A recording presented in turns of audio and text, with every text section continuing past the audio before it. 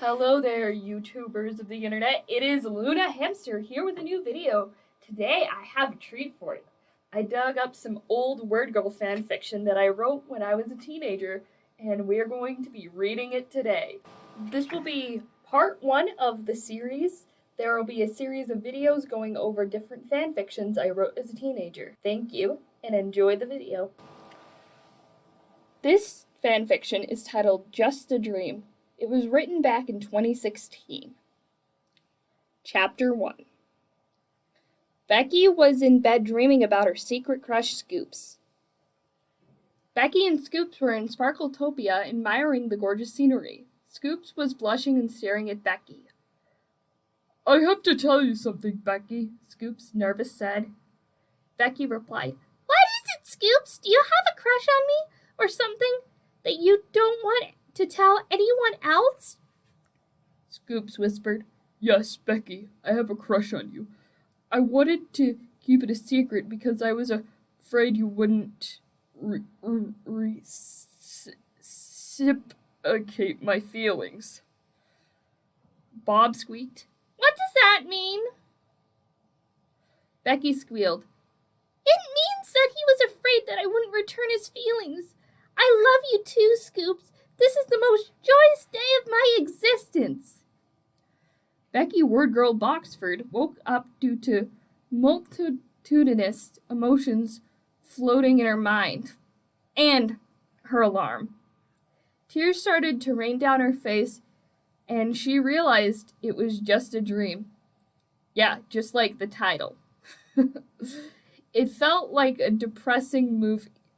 Why did this have to happen to her? The tears suddenly ran faster and faster until it became sobbing. Sally, Becky's mom, yelled, "Becky, it's time for school!" At that moment, Sally recognized what was wrong. Her daughter had that dream about Scoops again. Apparently, this is just something that happens a lot to her, and she just cries all the time. What the heck were you thinking? Ugh, so bad. Sally uttered, "Becky, it's okay. Maybe he likes you back. And if he doesn't, that is his loss. Seriously, Becky, you are a beautiful girl. There is probably another boy who loves you. Like, hint, hint, wink, wink, Toby." Please don't let Scoops ruin your chances with others who will acknowledge how incredible you really are. Man, the dialogue in this sounds so robotic. It's terrible, absolutely awful. Becky crestfallenly replied, "Really, Mom? Or are you just saying that because you want to make me feel better?" Sally stated, "Really, Becky, I know everyone admires your unique qualities and beauty. Now get ready for school and look your best. If you want to stop torturing yourself, you just need to ask Scoops." "Yeah, you do, girl. Just tell him how you feel. If you get heartbroken, then you'll eventually recover. But if you never tell him, you'll never know." Oh, man. This is terrible, terrible writing. Oh, my gosh. Becky vocalized her fears. "But if he doesn't like me back, then what? He might not even want to be friends with me anymore." Oh, yeah, that's the cliche thing to say. Very cliche, might I add. Oh my gosh. Bad, bad, bad. "Calm down, Becky. Now come on, get dressed. You don't want to be late," Sally warned Becky. "I will be waiting in the car." With Becky's super speed, she got ready at sonic speed. It was only a few minutes after that she arrived to school. I feel like that previous sentence could have been worded better. And also, why are you using your sonic speed in front of your family? That's not a good idea. You don't want to reveal your secret identity, Becky, you idiot. Becky walked to the playground where Scoops and Violet were chatting. The brown-haired girl decided to confess her affections towards Scoops. Becky brushed the sweat off of her forehead. Becky nervously mumbled, I want to talk in private. There is something imperative that you must know. Becky pulled Scoops close right underneath the oak trees near the playground. Scoops whispered, "What is it, Becky?" Becky shyly mumbled, "I have a crush on you, Scoops. I wanted to tell you this for a very long time, but I didn't have the courage to say it." Scoops replied, "I'm sorry, but I do not have a crush on you back, Becky. I don't think we can even be friends anymore." Okay, dude, what a freaking asshole. You don't want to even be friends with someone? I get it's awkward, but it's fine. You can just deal with it. Becky cried, "Okay, Scoops. Goodbye. What are you waiting for? Just leave me alone if you don't want to spend time with me anymore." The school bell rang. Just as it rang, tears started to flood down Becky's face. Is it like a water faucet? Because when I hear the word flood, it makes me think that she's crying like a water faucet. Anyways, let's just continue. She had English class first and shared it with Scoops, Toby, and Violet. Yes, Scoops, the boy that broke her heart. Maybe this was the chance to make her feel better. After all, English was her favorite subject in school. 5 minutes later, in English class, Toby saw the disappointment and depression in Becky's eyes. She was a gorgeous, intelligent, and bore a resemblance to WordGirl. In fact, she was WordGirl. The boy genius decided to walk to Becky's and desired to comfort the best girl in the room. Wow, that grammar is awful. Ironic, too, because it's a WordGirl fanfic. Yeah, I just facepalmed. This is bad. Toby inquired, "What is wrong, Becky? You look depressed. Are you heartbroken?" That was a terrible British accent. I'm sorry. Becky replied, "Someone let me down. That's what's wrong. I thought he was a true friend, but when I confessed a secret to him, he ended our friendship." Toby announced, "That is his problem. You are the most breathtaking, talented, gorgeous, intelligent girl I've ever met." Really? You're gonna make a move on her now, Toby? Just as she said that she was recovering from a broken heart today? Dude, have some class. Becky saw the sincerity in Toby's eyes. She also saw something that she never saw before in his eyes. Okay, girl, why are you looking deep into his eyes on the regular? Could it be? His eyes displayed purity and no evil in sight. And then I noted, do you get it? I don't know what we're supposed to get, girl. You're just bad writer. Toby whispered, "I know who you are, Becky." Becky hugged Toby and said, "Of course I'll be friends with you, Toby." Girl, really? You've had this rivalry for years, but you're just going to drop it and be friends with him all of a sudden? What the heck? Toby declared, "I decided to stop being a villain to get WordGirl's attention. I have all that I need, and her name is Becky Boxford." Oh, that's such a bad and cringy line. Oh, no. The teacher yelled, "Okay, class has officially begun. Take your seats, children. Becky and Toby, wait until after school to display affection." Oh. With this remark, Becky and Toby blushed out of embarrassment. All of the students in the classroom took their seats. The instructor announced the students' lessons for the day.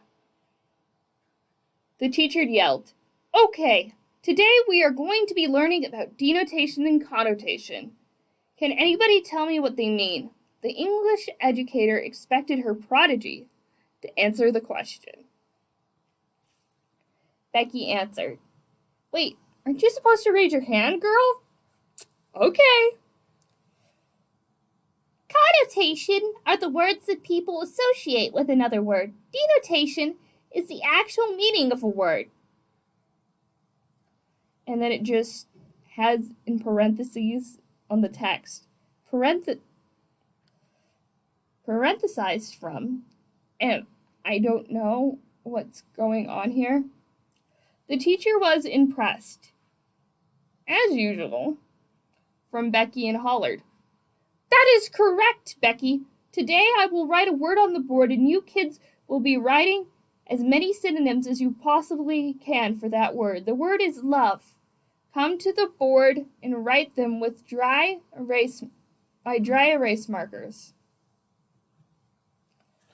English teacher's students ran up to the board while Becky remained in her seat. She was still heartbroken about Scoops, and she wanted to let the other students have a chance to write before she did. This exercise just dug a hole in her heart deeper from Scoops. Okay, now we're on to the next chapter. Chapter 2, Just a Dream. Since we're writing on the whiteboard, Becky was deep in thought about how quickly her life changed today. What should I do? Scoops certainly acts as if he doesn't care for me. Well, at least truly. He seems too worried about his newspaper and Violet to care for me. What was with Toby? Toby suddenly changed from good to evil? Could I have been wrong about him? Becky was interrupted from her thoughts by her English teacher attempting to get her attention. Her instructor strolled over to Becky's desk and whispered, "Is everything okay? Typically you're very involved in your classwork, Becky." Nothing! I'm perfectly fine! How about I write a few words I associate with love, just to prove that I'm doing great, Becky articulated. Her English teacher wasn't buying her lies. The English teacher suspiciously replied, "Okay, Becky, go ahead and write what comes to mind." Becky gulped nervously as she fled her seat and bolted to the whiteboard.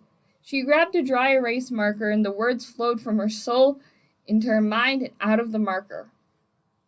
Wow. Powerful, huh? The 5th grade lexiconian wrote words such as heartbroken, depression, crestfallen, dejected, frustration, confusion, and so on, until she filled the board with all the negative words associated with romantic love. Becky knew that there was different types of love, although romantic was the only type she could ponder at the moment. The English teacher was alarmed at this revelation. "I didn't expect Becky to feel this miserable," the English instructor thought. What? I knew you were a prodigy, but there's no way a human being could write that swiftly, her educator exclaimed. Beck humbly sighed and felt better. Compliments could really make someone's horrific day and distract one from their troubles. This was the case for Becky. After Becky filled the board with her magnificent words, every student went back to the desk. 10 minutes later in math class, Becky sat right next to Toby in math class. Super repetitive sentence, like, just say she just sat right next to Toby. You don't even need to add the math class there. Whoever wrote this is an idiot. Wait, that's me. I'm the idiot. Maybe he could brighten the rest of class and her day with his refreshing, kind, and encouraging words. I'm gonna puke. That's so cheesy. Oh. Becky was contemplating about how arithmetic was actually useful for everyday life. Math wasn't one of Becky's strengths, but it was one of Toby's. Her math teacher was named Miss Perfection and set nearly impossible expectations, and wasn't compassionate towards students, especially when it came to romantic relationships. "Come on, you bratish babies," Miss Perfection shrieked. "Becky, pay attention, you worthless, weakly, immature, tiny know-it-all," her math instructor scolded. This name-calling irked Toby. not only was it against school rules, she was doing this to Becky. Becky started to bawl her eyes out. Wow, Becky, you are kind of a crybaby in this. Miss Perfection was right. I am worthless, weak, immature, tiny, and a know-it-all. Go to the principal office immediately, Becky. There will be no crying in my class. Miss Perfection harshly hollered. All of the students in her math class felt immediate empathy towards Becky's scenario. Toby walked to Becky and guided her to the office. Come back here, Toby! I need your intelligence to keep my sanity! Miss Perfection shouted. Toby didn't care if he got in trouble for assisting Becky on her depressing day. She was more important than his reputation with the math teacher. Toby was one of the rare students that Miss Perfection actually cared about. It's going to be okay. Becky, you will have a better day tomorrow. The school day is about halfway over, Toby lovingly whispered. Ooh, it makes me feel a little weird. Becky suddenly felt slightly better because today was closer to being over. When the pair of new friends were almost to the office, when Toby opened the door for Becky. Excuse me for my slip-up, guys. He is more considerate and compassionate than I previously believed, Becky thought to herself. Once they arrived to the office of the principal, Principal Morgan had a perplexed facial expression. Why are you here, Becky? Why is Toby with you? Who sent you? Principal Morgan inquired. Becky nervously sighed and muttered, I got sent to you by Miss Perfection. Toby angrily uttered, Miss Morgan, Becky was moping because of an awful day. Miss Perfection brutally attacked her and sent her to the office for crying. I'm sorry, Becky. I thought the teachers at Woodview were more mature than that. I would fire her, but I can't because her mother found us at school. Wow, that sentence made no sense, Miss Morgan replied. In the fanfic, I wrote sorry about the run-on sentence. You are not in trouble, Becky, and thank you, Toby, for defending Becky. That was very kind of you. Both of you are free to leave, Miss Morgan proclaimed. A few months later, right after school. You know what, Toby? I felt like I have completely accepted that Scoops never really truly cared for me. Plus, I have you instead, and you're so much better than that reporter boy, Becky declared to Toby. Becky and Toby blushed in synchronization and walked home together. That was a very awkward word to use. She had told Toby her secret a month ago, and she never told a single person. Everything was fine until she got a call from her mom that her brother, TJ, was in the hospital. Becky had to fly Toby and her home immediately, and just as her life was easier. And that is the end of part 1 of the fanfiction readings. I hope you guys all enjoy the video and have a nice rest of your day.